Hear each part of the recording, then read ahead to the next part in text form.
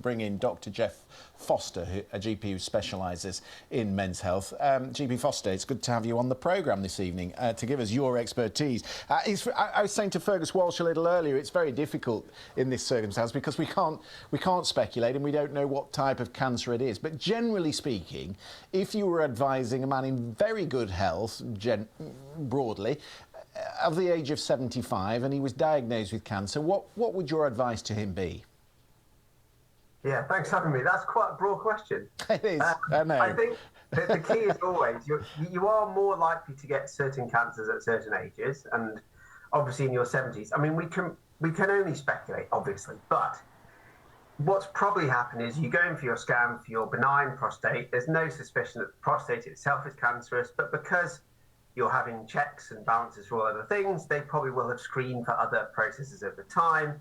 He probably will have had a CT or MRI scan around the pelvis, and either a blood test will have come back abnormal, or part of the scan will highlight something that looks abnormal. And the two most common ones you'll pick up will probably be either a type of blood cancer called myeloma, which is quite common in that age group, or it might be something entirely separate, such as a bowel or something else issue that you can pick up just from looking at the scan.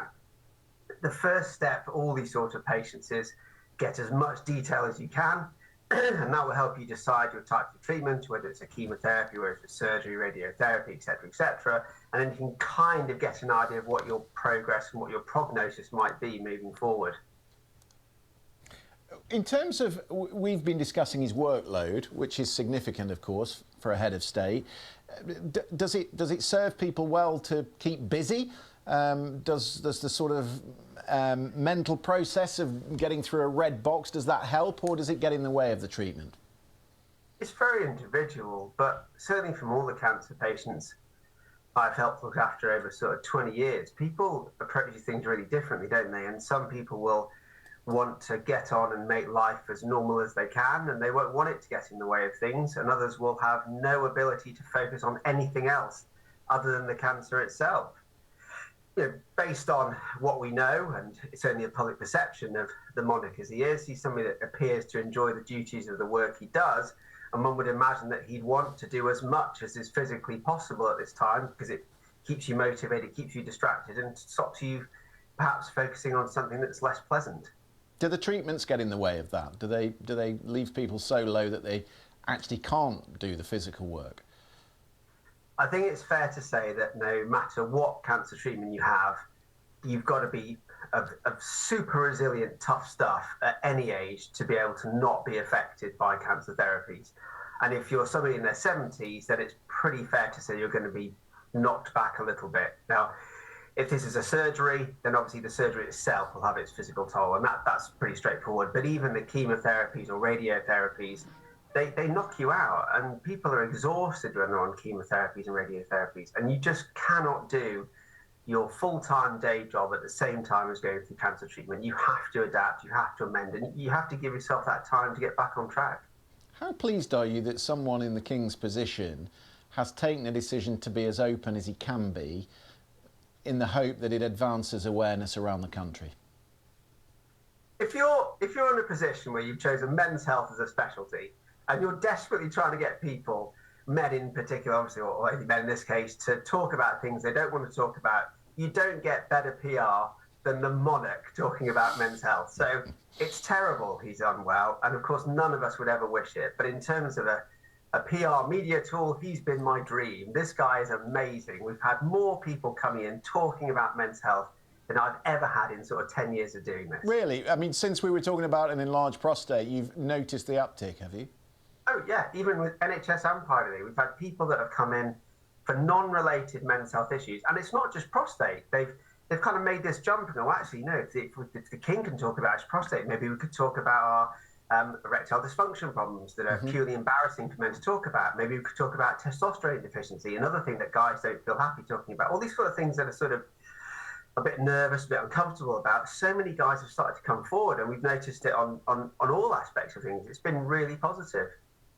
Geeta was making the very valid point at this time, when we've had such difficulties in the health service over the past year, that not everyone will get the treatment that the King will get over the coming weeks and months. Does that frustrate you, that at the moment cancer care is not getting the attention it deserves?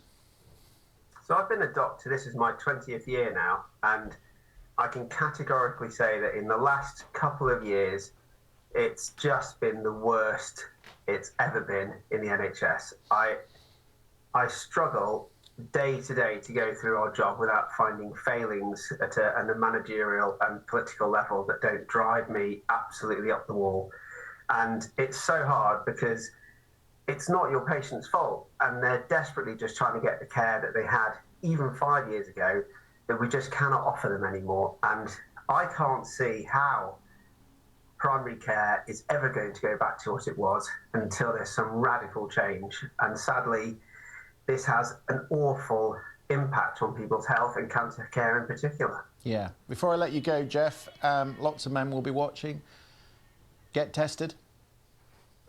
Yeah, but I mean, don't just go up to your doctor and go, I want a PSA test, because that isn't going to help. And like I've already said, that the demand in the NHS is absolutely enormous as it is. I think we spend a lot of time in medicine talking about screening for cancers, and maybe one of the best things we could do is talk about how do we avoid getting cancer in the first place?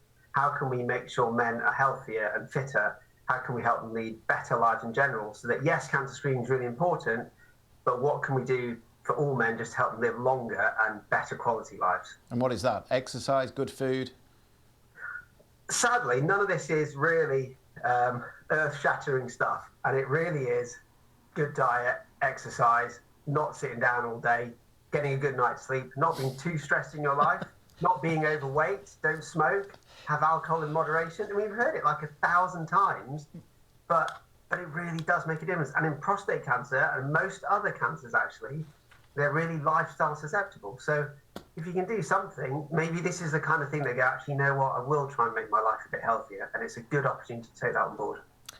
Well said, and I'm sure that's what the King is hoping many people will talk about in the coming days. Really good to talk to you, Jeff. Thank you very much indeed. Not sure I really meet the threshold on any of those things, actually. I've been sat down all day and I've had an egg sandwich. Oh dear. Anyway.